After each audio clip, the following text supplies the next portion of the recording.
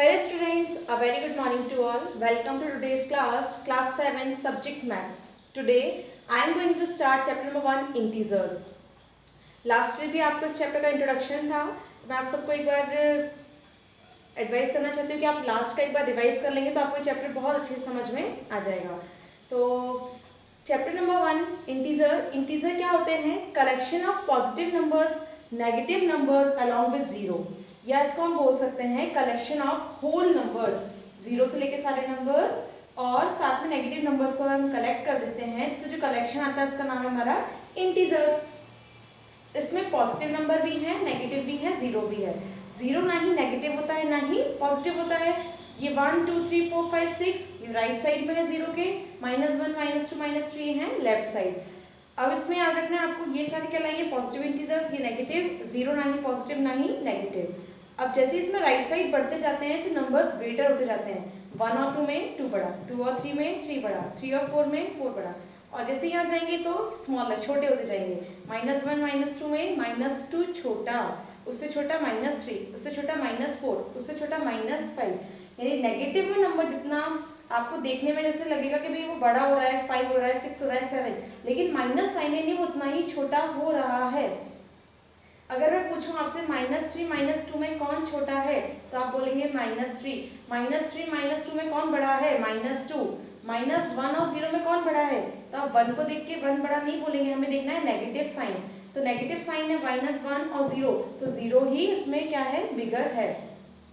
तो जैसे ही -2 कंपैरिजन करेंगे तो 2 समझ में आ रहा है ये ग्रेटर नंबर है, लेकिन जब नेगेटिव में आप करें, अगर आपको क्वेश्चन दिया जाए -100 और 0 में कौन बड़ा है, तो 0 ही है।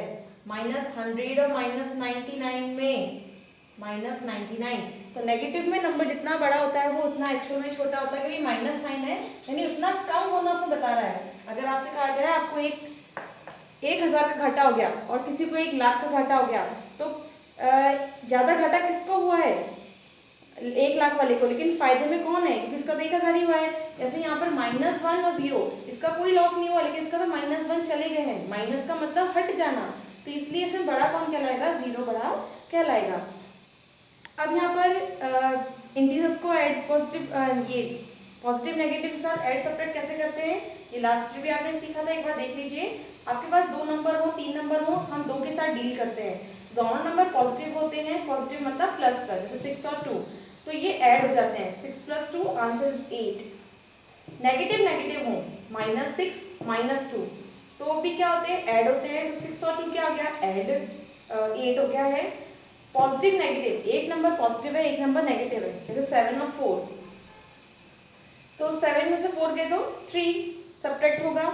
नेगेटिव पॉजिटिव, -3 10, तब भी 10 में से 3 जाएंगे 7। ये समझ लीजिए आप, दोनों नंबर पॉजिटिव है, दोनों नंबर नेगेटिव है, आपको ऐड करना है। दोनों नंबर, एक नंबर पॉजिटिव नेगेटिव आगे पीछे कोई भी हो, आपको सब्ट्रैक्ट करना है। इसके बाद आता है इसमें साइन कैसे लगते हैं। जैसे इसका आंसर था 8, इसका भी 8 था, 7 and 4 3 10 - 7, तो क्या फिर इनमें कोई डिफरेंस नहीं है, डिफरेंस है।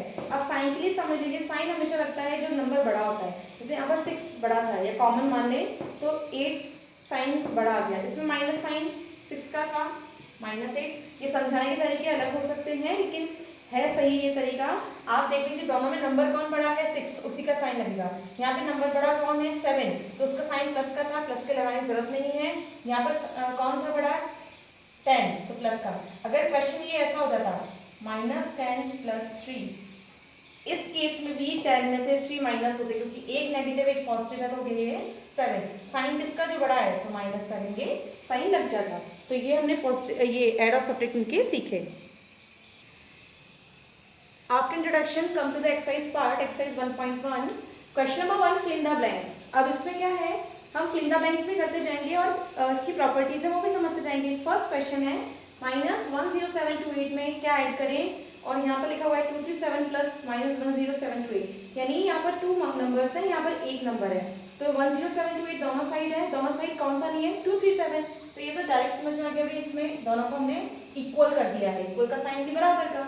इसकी प्रॉपर्टी क्या होती है, a + b में या b + a, दोनों को हम कैसे ऐड करें, आंसर सेम आएगा। आप इसका इसमें ऐड करो पहले, या 237 का इसमें करो, दोनों के आंसर कैसे आएंगे, इक्वल आएंगे। ये होती है कम्यूटेटिव प्रॉपर्टी। एसोसिएटिव लगती है 3 नंबर्स में। आप पहले बी और सी का ऐड कर दें फिर ए में करें, या पहले ए और बी का कर दें फिर सी में करें, दोनों के आंसर कैसे आएंगे, इक्वल। तो यहाँ पर था 17, 13, 18, यहाँ पर है 17, 13, कौन सा नंबर नहीं है, 18। थर्ड है 1 2 3 4 5 में क्या ऐड करें, 1 2 3 4 5 ही रहे, तो इसको बोलते हैं एडिटिव प्रॉपर्टी ऑफ जीरो, यानी किसी नंबर में हम जीरो का ऐड करते हैं तो कोई चेंज नहीं होता है, ठीक है। -9753 में हमने जीरो का ऐड किया, तो जीरो का ऐड होने पर कोई भी चेंज नहीं होगा, तो आंसर आ जाएगा -9753।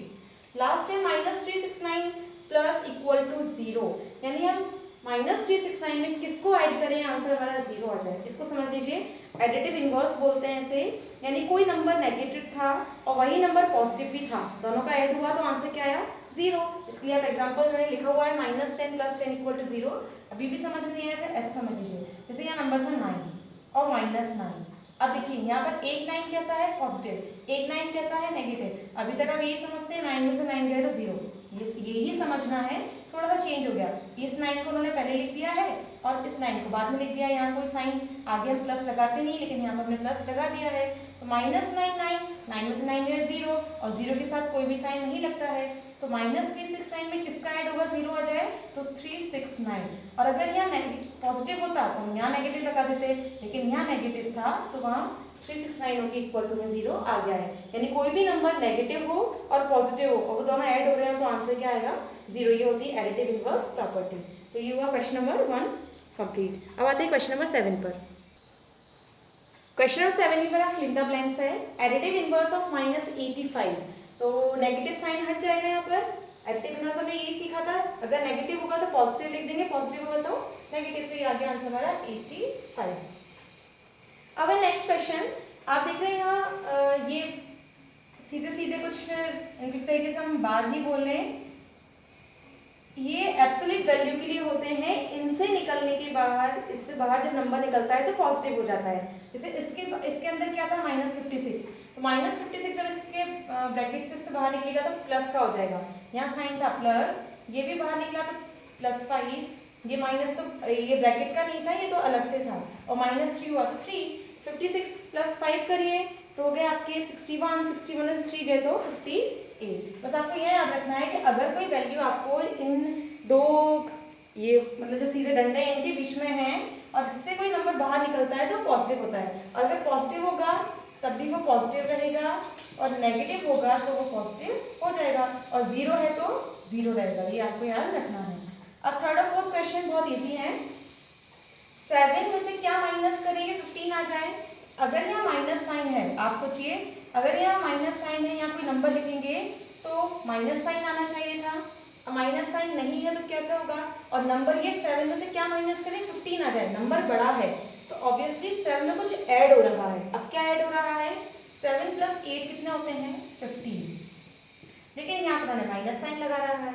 अब माइनस को प्लस बनाने के लिए हम क्या करेंगे, यहाँ लिखेंगे -8, और जब भी कोई दो साइन एक साथ होते हैं, उनके बीच में कोई नंबर नहीं होता है, तो वो साइन मल्टीप्लाई हो जाते हैं, तो माइनस माइनस मल्टीप्लाई होकर क्या हो गया, प्लस। जैसे अगर इसको वापस समझें तो ये होगा 7, माइनस माइनस मल्टीप्लाई हुए तो क्या हो गया, +8, और ये आ गया 15। डी वाला क्वेश्चन देख लीजिए, यहाँ पर कोई नंबर हमें पुट करना है, माइनस माइनस साइन है, इनके बीच में कोई नंबर नहीं है तो साइन मल्टीप्लाई क्या हो जाएगा, 8 और 12। अब आप समझ जाइए, हम यहाँ पर क्या ऐड करें, 12 आ जाए 8 में, तो 9 10 11 12 4, तो 4 में जैसे हमने 8 में ऐड किया तो आंसर आ गया हमारा 12। तो ये हुए ABCD। अब आपको इसमें ये याद रखना है कि माइनस माइनस साइन जब भी एक साथ आएंगे और बीच में कोई साइन, बीच में कोई नंबर नहीं होगा तो वो क्या हो जाते हैं, मल्टीप्लाई होकर प्लस के साइन बन जाते हैं। ये सिर्फ इसी में होता है, अगर प्लस माइनस होंगे तो नहीं होगा। जैसे 7 माइनस, यहाँ प्लस -3, तो आप यहाँ पर भी प्लस बना दें, नहीं यहाँ पर तो फिर माइनस ही चलेगा। अदर टाइम पर जब भी माइनस रहेगा एक जगह तो माइनस ही आता है, बस जब दोनों जगह माइनस माइनस आ जाए तो वो मल्टीप्लाई होकर प्लस आ जाते हैं, बीच में नंबर नहीं होना चाहिए। क्वेश्चन नंबर 2 है हमारा, write down a pair of integer whose. तो देखिए इसके कोई आंसर फिक्स नहीं है, आपका आंसर, ये जितने सारे बच्चे सबके आंसर वेरी कर सकते हैं। बस ये आपको समझा रही हूँ कि आपको दो इंटीजर लेने हैं जिनका प्लस करने को -4 है। मेरी इच्छा थी, मैंने लिया -6 + 2, इन दोनों का ऐड करिए, 6 में से 2 जाएंगे तो 4 आएंगे, साइन किसका जो बड़ा है -6 और 2 आ गए। डिफरेंस आना चाहिए -7, यानी माइनस होना है बीच में, तो मैंने लिया मान लीजिए 10 - 3, तो डिफरेंस हो रहा है 10 भी एक इंटीजर है, 3 भी एक इंटीजर है, और 10 सॉरी यहाँ -7 चाहिए ना, तो हम उल्टा कर देंगे, 3 को यहाँ लिख देंगे और -10 को यहाँ लिख देंगे, तो 3 - 10 जैसे आप सॉल्व करेंगे तो क्या आ जाएगा -7, क्योंकि 3 भी एक इंटीजर है, 10 भी एक इंटीजर है। सम इज 5, तो लीजिए 2 और 3 ले लीजिए, 2 और 3 5 हो जाएंगे आपके। और